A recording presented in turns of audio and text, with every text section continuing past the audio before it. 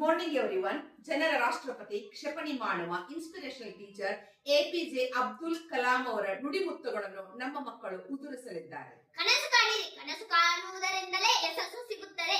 ನೀವು ಕನಸು ಕಾಣಬೇಕು, ಆ ಕನಸು ನಿಮ್ಮ ಚಿಂತನೆ ಆಗಬೇಕು. ಜೀವನದಲ್ಲಿ ಸೋಲು ಒಂದು ಘಟನೆ ಅಷ್ಟೇ, ಅದು ಅಂತ್ಯವಲ್ಲ. ಯಾವ ಕೆಲಸ ಮಾಡಿದರೂ ಹೃದಯ ಪೂರ್ವಕವಾಗಿ ಮಾಡಿ.